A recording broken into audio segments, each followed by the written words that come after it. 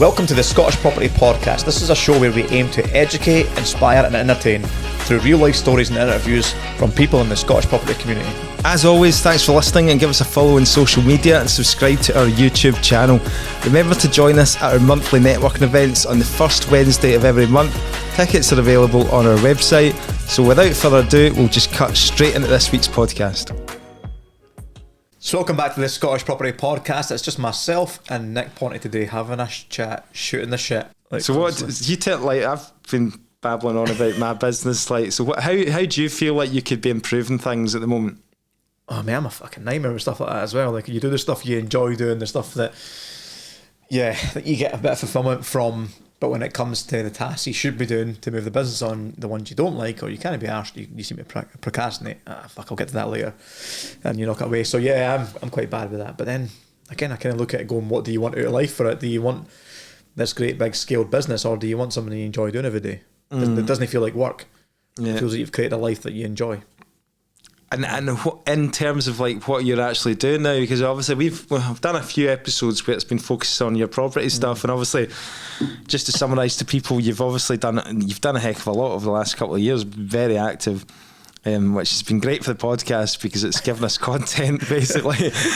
People watch and see when it all goes fucking carbon down. People are that was one of the biggest questions that people keep asking us. So how are you getting on then? How's things going with your exit off your 38 unit portfolio purchase bridge onto your Well, I've probably experienced like some problems the last few months that I never really anticipated, because before, for me, it's always been put to a letting agent.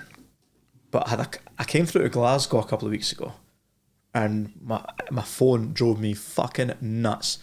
Like, it continuously went off.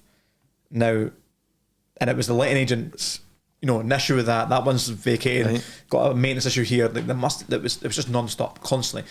Then actually, I thought, what the fuck was that all about? But then I looked back on it. Between the 39 units in Aberdeen, the 7 HMO flats, the 6 property portfolio bought at the start of the year, I was like, holy shit, there's like over 50 units been added to the portfolio this year. Like I've changed the dynamics of the business completely from this investment business to I've just created a freaking job for myself, almost managing the agents. Just managing calls and making decisions. So I was like, shit, like we almost need a portfolio manager. So that's been quite interesting. But because we're still so much in the thick of the 39, my exit finance went through for the HMO, so that was fine. The other 6 has been cleared off. I think the last bridging loan has been paid off. Mortgages went through on that, so it's been 6 months, 7 months. But this 39 unit one, now this is causing nothing but problems because of the way the market's been going. When we appraised it back in October, November, now you're looking at a seriously different interest rate, but not only the interest rate, you're looking at seriously different arrangement costs. There was a 1% arrangement fee. Now it's 5% arrangement fee. So try and exit that, you're looking at non-favourable lending products, but they've got you by the complete balls because we're on a 9.6% bridge, and we need to get the lending cheaper to get the cash flow back up on the portfolio. And you're like, the last 2 weeks, I'm sure we've just put in refinance applications for, I can't remember how many it was. There's a lot went through, but when I added up, the biggest pain point to me was you add up the debt that was going to add to the portfolio, and there's 110 grand of flipping arrangement fees getting added to the loans. Wow. So you're like, shit, that's not de-risking, which we were almost doing at the start of this. Like, let's de-risk, let's sell some off, let's start overpaying some debt, pay off the more expensive. And is that just added to the loan then? And then obviously that brings down your cash flow. Aye. So it's not going to affect, but the big ones that took us by surprise as well was that obviously the interest rate was going up. So the stress tests were stricter because our market rents are lower than not market value rent, because we couldn't put the rents up. You're like, oh no, you can only exit this one at 54% loan to value, to meet the stress test. Right. So you were like, right, can we chuck it from a 2-year now to a 5-year fix? So your fixed needs at 5 years on a higher interest rate at a 5% arrangement fee. But like I said, we've almost no choice with it because we have to exit the short-term finance to get on some long-term debt. So where are you sitting at with that at the moment? Like, in terms I think about 7 or 8 applications went in yesterday with Lend Invest, so they've all been signed. We've had valuations come back last week. One came back. We put in some of Foundation Home Loans, I think it's called. It's an English lender that's been up in Scotland for the last year or two, I think. they've got a minimum value 75. We put in some of the studio 1-bed flats that were at that value. They were down valued under the 75, so they're no longer foundation home loans no longer won't take them. So then you're constantly changing and evolving and going to the next lender. And but there's not the problem with you up there is that there isn't a lot of lenders to go to. Well, we've only had them for 2 months, so we're almost looking at the lenders that 1 lend in Scotland, 2 lend in Aberdeen, 3 will lend before you've owned it 6 months, 4 allow you to use private investor finance, because I was asking you where you get how you've bought the properties. So I was looking at all these criteria and trying to pigeonhole which ones are going into where. Now, the majority of them are within 2 blocks. One's Headland Court in Aberdeen and one's in Cherrybank Gardens, which I think Cherrybank Gardens has got 19 flats out of them. So you've got a concentricity issue as well. So it's trying to overcome them. So that's still a thick in that. But I suppose the beauty of it is we've sold a couple of flats from the portfolio because the Aberdeen rents are rising like everywhere, like we spoke about on the market updates. They're saying 13%. We've just had 4 relets this month and they're up about, I think the average is about 27-28% increase. So we've got a decent increase in it. So if you actually look at it from a market value point of view, these flats are producing anywhere between 9 and 12% yield. So for an investor, that's an attractive property. Well, I can buy that flat at 65 grand and get 550 rent. Like, they're great yields. So you'll be able to attract investors to try and buy these ones off you at a yield basis, a cash investor just looking for a good return. So I think the exit will be some more leverage to deleverage and try and almost pay the flipping arrangement fees off. Would be the first protocol, but you've always got pain points. And sounds like a very complex, difficult deal. It's possibly, like you say, it's come at a bad time. It's came at a bad time, but I'm always trying to look at that high level number. Try not to get deluded with the fact of the shiny penny or the shiny stars in the future. Looking at a gold mill, we high level. If we've got £1 million discount on the portfolio, if we sold them all at the market value, we've got £1 million of profit. But we've got to get through this pain point over the next 5 years where we're fixing these on higher interest rate mortgages. The market's still recovering in Aberdeen, down valuations, arrangement fees getting added to it. We'll have a bit of pain to come over, but overall it's still a good deal, and it just got to try. But how does it look? Obviously, when you were talking about that 9% on the bridging and stuff, is it 9%? Yeah, 9.6%. I'm sure it is. Aye. I mean, are you managing to break even? Yeah, and that's it. It's like 21 grand a month on that bridging loan. Sounds quite terrifying when you're scaling a portfolio up, but because they're all tenanted, then you're basically just asset managing it. Refurbing the properties, getting them a lick of paint. Just hoping there's no too many boilers going and stuff like that. Well, they're all electric heating, so it's brilliant. Brilliant. Factor in fees, and it's almost just trying to asset manage it, risk mitigate it, just make sure we're getting the rents up to market value. We're getting the properties in the condition they need to be in. Luckily, they're all well maintained. They're in good condition. It's just the bits that have probably been neglected is the guy that we bought them from is in his 70s. So most of them are magnolia, most of them have got pine furniture. But apart from that, good. Some of them have been refreshed and not quite there, but a lot of them are just getting a lick of paint, changing out the furniture, or trying to leave them unfurnished. Which is fine in Glasgow, mate. I mean, like, honestly, like, I see some of the stuff. You go up those properties up in Aberdeen, you go around them, and you're like, right, this needs ripped out, that needs ripped out. I'm like, what are you doing, man? That's like mint for this this is Glasgow Market. The beauty of the way the market has changed in Aberdeen, and I suppose the way our strategies change for the portfolio is it's different. It's a different marketplace. 2 years ago, you'd have to do the BRRR, which was our main focus, was rip it right back out, new kitchen, new bathroom. Even though you look at it and you're like, that kitchen's better than the one in my house. It's like it's a decent enough stock, but now you can get away with just liking it with paint and changing out the carpets. So we've got that the supply and demand for the rental income, the rent. There's not enough stock. There's not enough decent stock, so people are not requiring as much. And because our strategies change, we don't need every single last penny out of the portfolio. We're looking at it as a business, as a holistic business, over an overview of it, and trying to just make decisions based on the whole portfolio, not just, that flat needs to be to X value to refinance it, that loan to value, so we can pull the money back out. It's more of a, where's the portfolio loan to value across the whole board? Where do we all pay? What debt do we try and pay off first? And I just look at it from a bigger picture. And you happy with the way the HMO buildings turned out then? Yes, How's that been working? Good. That was I think it's been 3 months income from it, which you're talking about when you're talking about your West End Glasgow flats. Like if somebody brings in £1,500 or £2,000, well, it's a nice feeling, because I mean, all my stock in my portfolio has always ever been 650 max. Yeah. Like I've had one at 800. But it's always been that lower value stock. But now when you're looking at it and you're seeing £2,000 a month incomes coming in from, almost 7 of them, you're like, oh fuck, that's nice chunky rental incomes. So that has been nice. We've not quite got over the bit where all the money's back out and everything's paid off. Right. I've got a council tax bill where. And have you got investors still to pay off? No, they're all paid back off. It's my money that's left in it, so it's just me, which I'm happy with. That it's exactly the position where I wanted it to be. It's just wee things that were overhanging. Do you know, when we first got the property in the beginning of December, I've had a 6-month renovation period, and obviously the councillor tried to go and hit me for 200% council tax. It was like, right. The building's empty, here's the proof. So they came back and agreed 50% discount. Right. But on those flats for that 6-month period, it's still £7,000.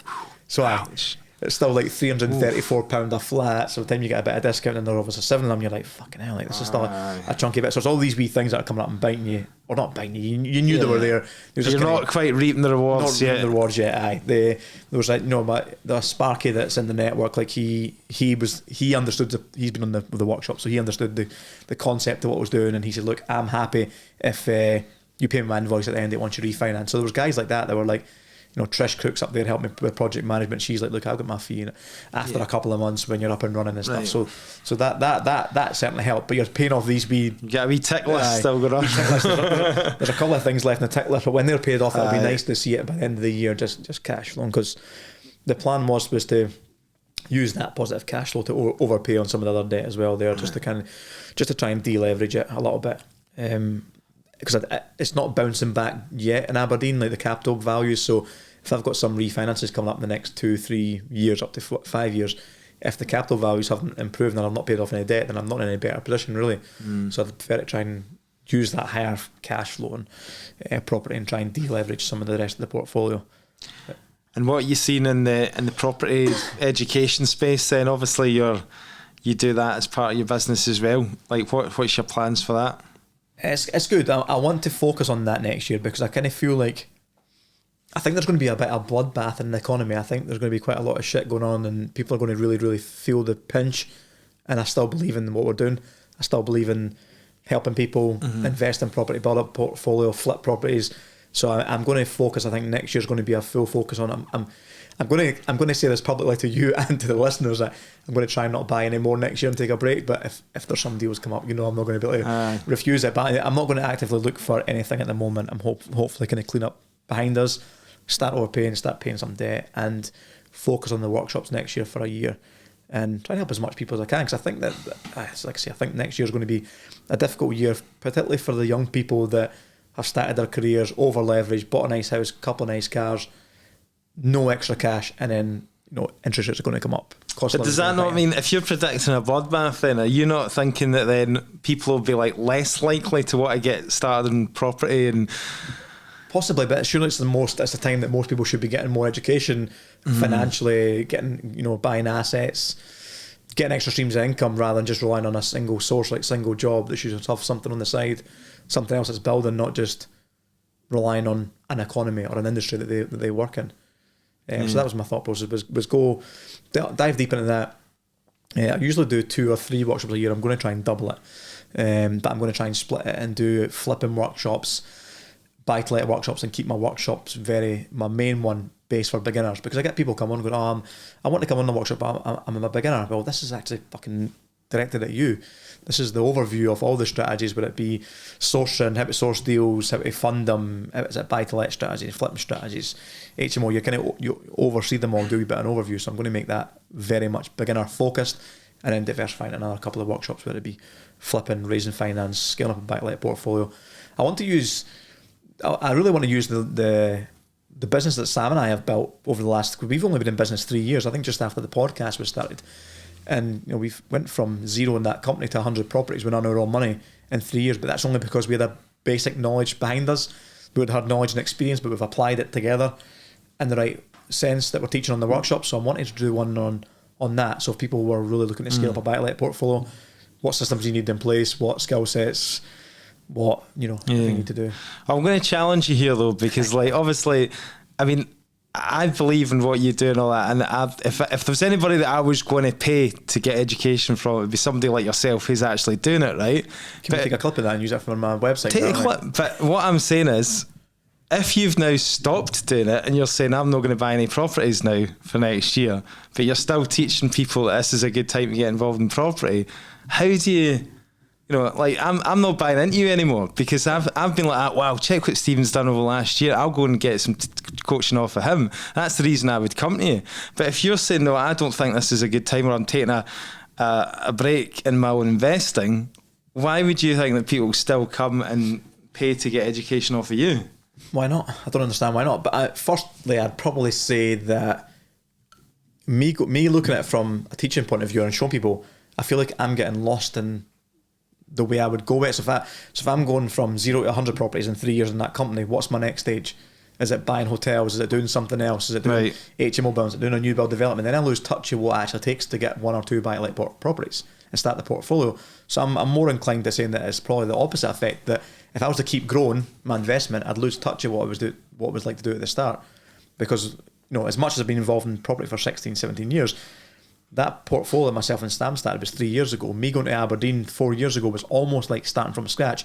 I knew no one, had no network, had no people in my community up there, had no one there to help me get deals, manage the process, refurb them, any idea with the finance market. So it's fresh in my mind. 3 years ago, we were getting interest rates for fucking 3% and all the rest of it. Do you know what I mean? Now it's like got a lot harder. So, but the numbers still get plugged in the exact same. My numbers are still getting plugged in for that portfolio excellent now at 5% rather than a 1% arrangement fee. The numbers are the numbers. It's how you negotiate the price. Okay, on hindsight, we did get 27.5% discount on that portfolio.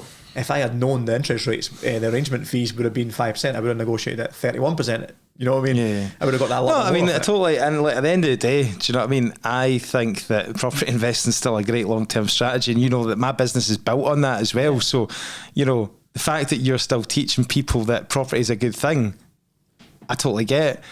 All I'm saying is part of the attraction.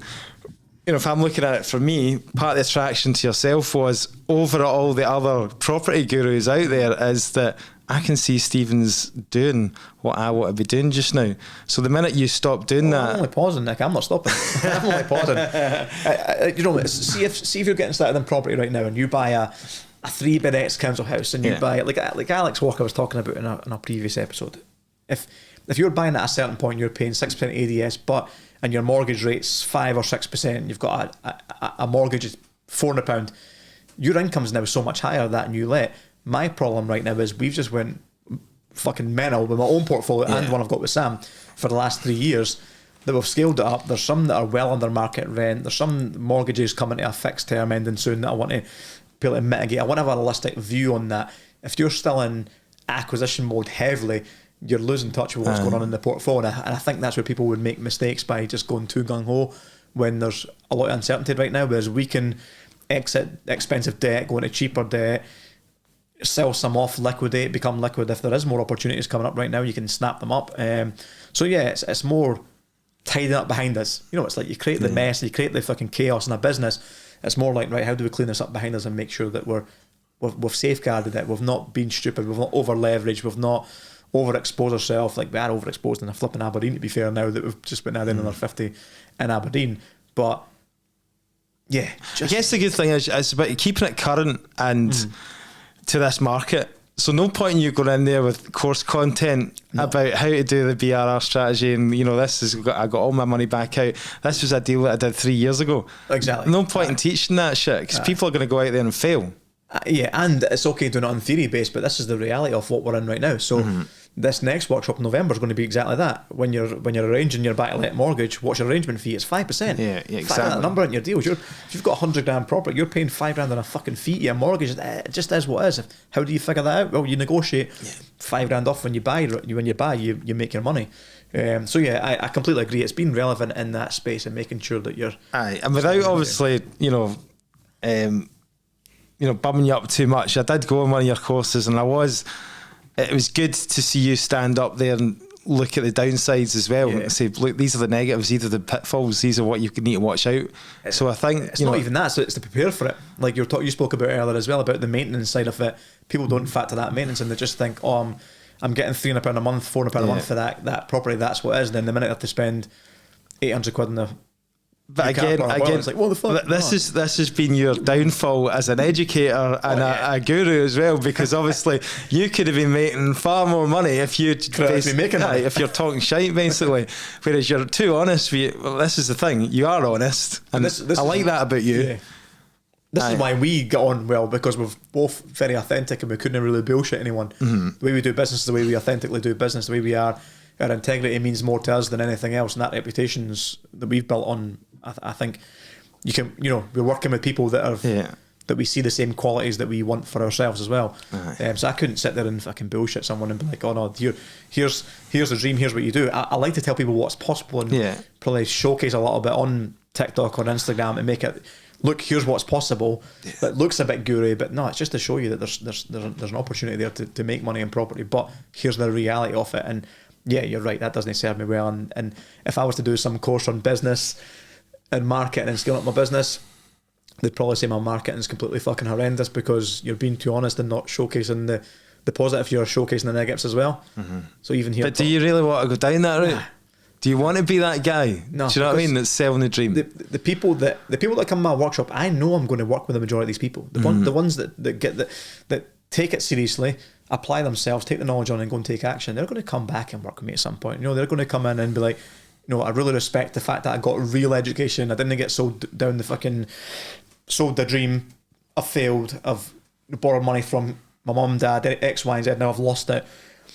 What I'm telling you is reality. I'm showing you the pitfalls. I'm showing you the reality of it. So if these guys stay in the game for the next, 4, 5, 10 years and make it, take advantage of the opportunities that are coming in the marketplace very soon, then these will be the guys that will be coming to me with deals and ventures and joint ventures and investments and whatever. So it's going to grow my business authentically, and I think grow on a, if you were selling the dream bullshit, for me the business would be yes, it'd be good cash, it'd be liquid, but the business would be based on a foundation of sand, not a foundation of brick. Because I feel like having that integrity and just keeping it that, okay, I'm not making the money, but I could be, but it's a good solid foundation of business, and hopefully that'll stay the course of whatever's coming. Keep doing what you're doing, mate. Keep being honest, keep being authentic, and you'll be fine.